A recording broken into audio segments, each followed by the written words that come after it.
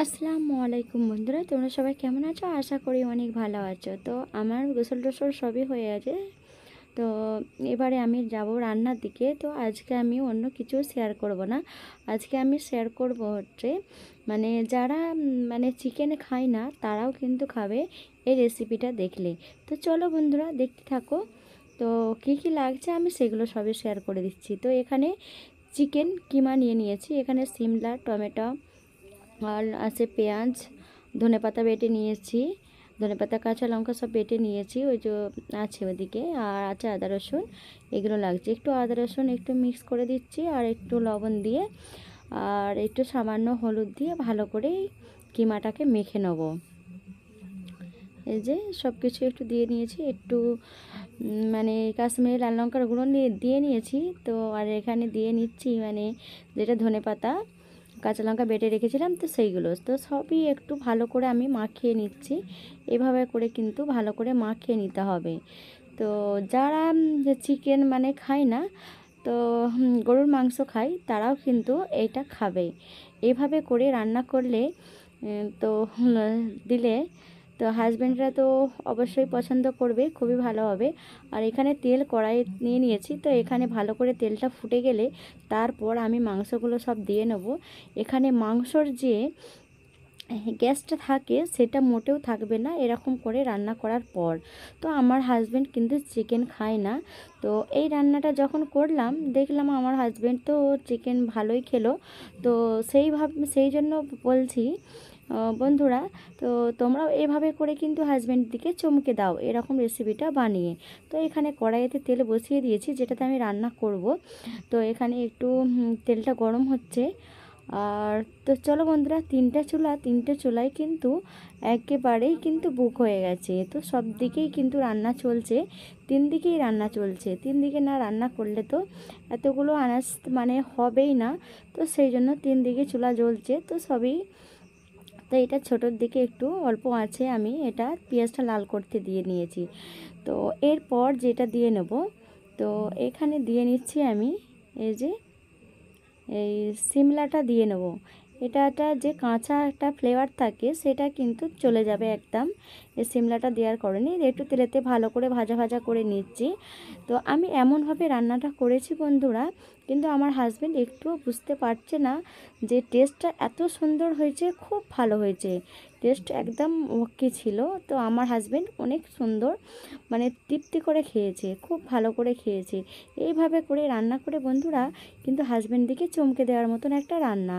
তো এইভাবে রান্না করবে, খুব ভালোবাসবে। তো এখানে এই যে লাল লাল মতন হয়ে গেছে। তো এরপর আমি যেটা করব সেটা আমি একটু এখানে একটু রেখে দিয়েছিলাম কাঁচা লঙ্কা, ধনেপাতা বাটা, তো সেটা একটু দিয়ে দিলাম আর আদা রসুন বাটা এগুলো একটু দিয়ে দিলাম এর সঙ্গে। তো দেখা যাক রান্নাটা কেমন হচ্ছে বন্ধুরা, তোমরা কিন্তু অবশ্যই কমেন্ট করে জানিও। আর সবাই কিন্তু এরকম রান্না করতে মোটেও ভুলবে না যেন। তো এই যে এখানে চিকেনটা ভালো করে সুন্দর করে কিন্তু আমি তেলের মধ্যেই কিন্তু ভেজে নিচ্ছি। তো এক্সট্রা একটু পানি বেরিয়েছে, তো ভয়ের কিছু নেই। তো এদিকে ভালো করে আবার পানিটা মরে গেলে কিন্তু তুলে নেওয়া হবে ছেঁকে। তো এখানে আমি দিয়ে নিচ্ছি হলুদের গুঁড়ো, তো কাশ্মীরি লাল লঙ্কার গুঁড়ো, তো এই যে দেখে নাও।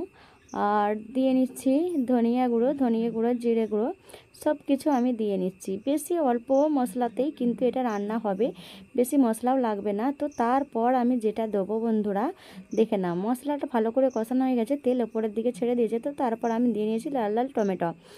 তো একটা টমেটো ভালো করে কুচি করে নিয়েছিলাম, তো এভাবে দিয়ে নিলাম। তো দেওয়ার পরে যেটা লাগছে, টমেটো দেওয়ার পরেই কিন্তু লবণটা দিয়ে নেবে বন্ধুরা, তো যাতে টমেটোটা একটু ভালো করে গলে যায়। আর সিমলাগুলোও দেখছো বন্ধুরা একটু নরম নরম হয়ে গেছে। তো এইভাবে করে রান্না করলে বন্ধুরা অবশ্যই খুব ভালো হবে, খুব সুন্দর হবে। তো তারপর এই যে দেখো বন্ধুরা, এইখানে ভালো করে সুন্দর করে কিন্তু আমি চিকেনগুলো ভেজে নিচ্ছি, নাড়িয়ে নাড়িয়ে কিন্তু এইভাবে করেই কিন্তু ভেজে নিতে হবে। হ্যাঁ, এইভাবে করে ভেজে নিলে পরে খুব সুন্দর হবে, আমি বলছি। রান্নাটা কিন্তু দারুণ হয়েছিল। অসংখ্য অসংখ্য ধন্যবাদ মানে কি বলবো, আমার রান্নার প্রশংসা অবশ্যই করতে গেলে আমার হাতে রান্না অবশ্যই খেতে হবে বন্ধুরা। আমার রান্না দেখলেই কিন্তু রান্না খেতে ইচ্ছা করবে। তো বন্ধুরা, যারা যারা আমার হাতে রান্না খেতে চাও অবশ্যই কিন্তু কমেন্ট করে জানাবে। অবশ্যই আমি চেষ্টা করব তোমাদেরকে এরকম করে রান্না করে খাওয়ানোর জন্য। তো দেখে নাও, এখানে ভালো করে কিন্তু তেল ছেড়ে দিয়েছে। এবার আমি যেটা করব, অল্প একটু পানি দিয়ে একটু সেদ্ধ হতে দেবো। তো ভালো করে সুন্দর করে যখন তেল ছেড়ে দেবে, তারপর আমি তারপরে কি করছি বন্ধুরা, তোমরা সবাই কিন্তু একটু দেখতে থাকো। তো তারপর যেটা অল্প মানে ঢেকে দিয়েছিলাম, তো এবারে উঠিয়ে নিয়েছি। মশলাটা ঠিক এরকম হয়েছে। এরকমভাবে রান্নাটা করলে বন্ধুরা অসাধারণ হবে। তার এখানের মানে দেখে নাও বন্ধুরা, পুরো সুন্দরভাবে যে তেলটা মানে পানি ছেড়ে দিয়েছিল, তো সেটা অবশ্যই কিন্তু তেলে ভাজা ভাজা হয়ে গেছে। তো এরপর আমি ছান্তা দিয়ে ভালো করে তেলটা ঝরিয়ে কিন্তু ওই মশলার মধ্যে দিয়ে নেব। এত সুন্দর হয়েছিল রান্না, ব্যাপক হয়েছিল। তো আমি এখানে দিয়ে নিলাম। তো এইভাবে করে আমি ছান্তা দিয়ে সব ছেঁকে সব মাংসগুলো দিয়ে নিয়েছি। তো এই দেখে নাও বন্ধুরা, এইভাবে করে ভালো করে সুন্দর করে নাড়িয়ে নাড়িয়ে খুব নাড়াচাড়া করে নিতে হবে, খুব সুন্দর করে মেশাতে হবে।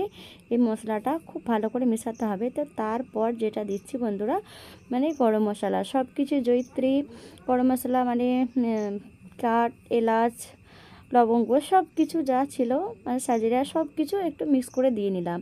তো দেখো বন্ধুরা, কত সুন্দর হয়েছে, ওয়াও, খুব সুন্দর হয়েছে। দেখে তো মনেই হচ্ছে না যে এটা চিকেন। তো অবশ্যই যেটা হয় গরুর মাংসর যে কিমা হয়, কিন্তু সেরকমই রান্নাটা হয়েছে। টেস্ট দারুণ ছিল। অবশ্যই কিন্তু এভাবে রান্না করে খাবে বন্ধুরা। আর কেমন হয়েছে বন্ধুরা অবশ্যই কিন্তু কমেন্ট করে জানিও। আসসালামু আলাইকুম।